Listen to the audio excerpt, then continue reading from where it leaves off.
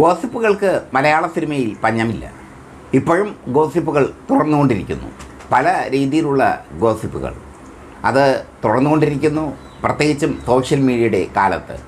അന്ന് സോഷ്യൽ മീഡിയയുടെ ജോലി ചെയ്തിരുന്നത് സിനിമാ മാസികകളും സിനിമാ വാരികകളും ഒക്കെ ആയിരുന്നു.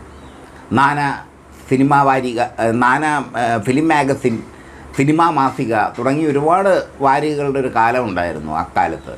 അതിൽ ഏറ്റവും മുൻപന്തിയിൽ നിന്നത് നാനയായിരുന്നു. നാനയുടെ ഓരോ സ്റ്റോറിയും ഓരോ ഗോസിപ്പും വലിയ വലിയ വിവാദങ്ങൾ ഉണ്ടാക്കി. പ്രേം നസീറിനെ പോലും നിയന്ത്രിച്ചിരുന്നു ആ സിനിമാ വാരിക ഒരു കാലത്ത്. പറഞ്ഞു വരുന്നത് പ്രേം നസീറിനെ കുടുക്കിയ നാനയിലെ ഒരു റിപ്പോർട്ടിനെ കുറിച്ചാണ്. വിജയശ്രീയും പ്രേം നസീറും ഒരുമിച്ച് അഭിനയിക്കുന്ന കാലം, വിജയശ്രീ പ്രേം നസീർ ജോഡികൾ ഒരുമിക്കുന്ന സിനിമകൾ ഹിറ്റാവുന്ന കാലം. മറുനാട്ടിലൊരു മലയാളി, പൊന്നാപുരം കോട്ട തുടങ്ങിയ ചിത്രങ്ങളൊക്കെ ഭയങ്കര ഹിറ്റായിരുന്നു. ആ കാലം വല്ലാത്തൊരു കാലവുമായിരുന്നു. ഷീലയും പ്രേം നസീറും തമ്മിലുള്ള പിണക്കമാണ് വിജയശ്രീയെ പ്രേം നസീറിൻ്റെ അടുക്കലേക്ക് എത്തിച്ചത്. ഷീലയ്ക്ക് ബദലായി വിജയശ്രീയെ വളർത്താൻ പ്രേം നസീർ തീരുമാനിക്കുകയും വളർത്തുകയും ചെയ്തു. പക്ഷേ ഇവർ തമ്മിലുള്ള കോമ്പിനേഷൻ പിന്നീട് ഗോസിപ്പുകൾക്ക് ഇടയായി. പ്രേം നസീറും വിജയശ്രീയും തമ്മിൽ അഭിഹിത ബന്ധമുണ്ടെന്നൊക്കെ സിനിമാ വാരികകൾ നിരന്തരം എഴുതി. വിജയശ്രീക്ക് ഒരു കാമുകനുണ്ടായിരുന്നു, സിനിമാ നിർമ്മാതാവ് അസീം ഭായ്. മലയാളത്തിൽ അങ്കത്തട്ട് എന്ന പ്രേം നസീറിനെയും വിജയശ്രീയും നായികന്മാരാക്കി എടുത്ത അങ്കത്തട്ട് എന്ന സിനിമയുടെ പ്രൊഡ്യൂസർ അസീം ഭായിയാണ്. അദ്ദേഹം അന്ന് തമിഴ്നാട്ടിൽ വലിയ വ്യവസായിയാണ്. അതിലുപരി വിജയശ്രീയെ അദ്ദേഹത്തിൻ്റെ രണ്ടാം ഭാര്യയാക്കി മാറ്റി അദ്ദേഹം. വിജയശ്രീ അസീം ഭായിയുടെ ആഭരണങ്ങളും പണവും ഒക്കെ കൊണ്ട് വിലസി നടന്നു.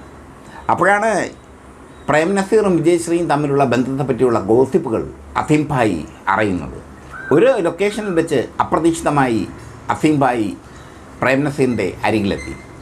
പ്രേം നസീറിന് അസീം ഭായിയെ ഒരുപാട് ഇഷ്ടമാണ്. അതുകൊണ്ട് പ്രേം നസീർ ഷേക്കൻഡ് കൊടുക്കാൻ ഒരുങ്ങിയപ്പോൾ അസീം ഭായി പ്രേം നസീറിൻ്റെ കരണത്തടിച്ചു.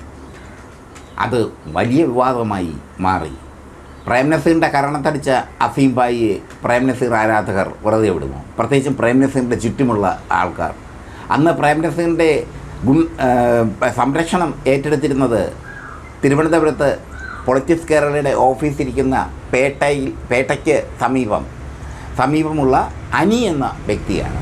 മീശയൊക്കെ ചുരുട്ടി നിൽക്കുന്ന അനിയണ്ണൻ എന്നാണ് അദ്ദേഹത്തെ എല്ലാവരും വിളിക്കുന്നത്. അന്ന് പ്രേം നസീറിൻ്റെ ബോഡി ഗാർഡായിരുന്നു അനിയണ്ണൻ. പ്രേം നസീറിനെ അസീം ഭായി തല്ലിയത് വലിയ വാർത്തയായി മാറി, വലിയ പ്രശ്നമായി മാറി. അസീം ഭായിയെ എവിടെ കിട്ടിയാലും കൊല്ലാൻ തീരുമാനിച്ചു അനിയണ്ണൻ, അല്ലെങ്കിൽ പഞ്ഞിക്കിടാൻ തീരുമാനിച്ചു അനിയണ്ണൻ. അസീം ഭായി ഒളിയിൽ പോയി. പക്ഷേ പ്രേം നസീർ അസീം ഭായിക്ക് മാപ്പ് കൊടുത്തു. അതാണ് അദ്ദേഹത്തിൻ്റെ മഹത്വം. വിജയശ്രീ മരിച്ചപ്പോൾ മലയാള സിനിമാ രംഗത്ത് നിന്ന് പ്രശസ്ത വ്യക്തികൾ മാറി നിന്നു. വിജയശ്രീയുടെ ഈ കുത്തഴിഞ്ഞ ജീവിതമാണ് മരണകാരണമെന്നൊക്കെ പറഞ്ഞ് പലരും മാറി നിന്നു. പക്ഷേ ഒരാൾ മാത്രം വിജയശ്രീയുടെ ശവമടക്കിന് എത്തി. ആ ഒരാൾ പ്രേം നസീറായിരുന്നു. ഇതാണ് പ്രേം നസീർ. പ്രേം നസീറിന് തുല്യം പ്രേം നസീർ മാത്രം. തന്നെ തല്ലിയവന് പോലും മാപ്പ് കൊടുക്കുന്ന വ്യക്തിത്വം. തന്നെ തല്ലിയവന് മാപ്പ് കൊടുക്കുക മാത്രമല്ല, തന്നെ തല്ലിയവനെ തിരിച്ചു തല്ലാൻ പോയവരെ വിലക്കുന്ന വ്യക്തിത്വം. പ്രേം നസീർ വിലക്കിയില്ലെങ്കിൽ അസീം ഭായി അസീം ഭായിയെ ഇടുമായിരുന്നു അനിയണ്ണൻ. എന്തായാലും അനിയണ്ണൻ ഇന്നില്ല. എൻ്റെ ബാല്യകാല കൗതുക ഓർമ്മയിൽ അനിയണ്ണൻ ഇപ്പോഴും നിറഞ്ഞു നിൽക്കുന്നു. മീശയൊക്കെ ചുരുട്ടി അങ്ങനെ മസിലൊക്കെ കാണിച്ച് നിൽക്കുന്ന അനിയണ്ണൻ, പേട്ടയിൽ നിൽക്കുന്ന അനിയണ്ണൻ, സമ്പന്നനായ അനിയണ്ണൻ, പ്രേം നസീറിൻ്റെ എല്ലാമെല്ലാമായ അനിയണ്ണൻ. ഇത്തരം സ്റ്റോറികൾ സിനിമാ കേരള പങ്കുവയ്ക്കുമ്പോൾ, ഇത്തരം സ്റ്റോറികൾ സിനിമാ കേരള പറയുമ്പോൾ അതിൽ ഞാൻ അഭിമാനം കൊള്ളുന്നു. ഇത്തരം സ്റ്റോറികൾക്ക് വലിയ വ്യൂസിനെ ഒന്നും കിട്ടില്ല. പക്ഷേ നിങ്ങൾ അറിയണം ഒരു കാലത്തെ ചരിത്രം കേട്ടോ.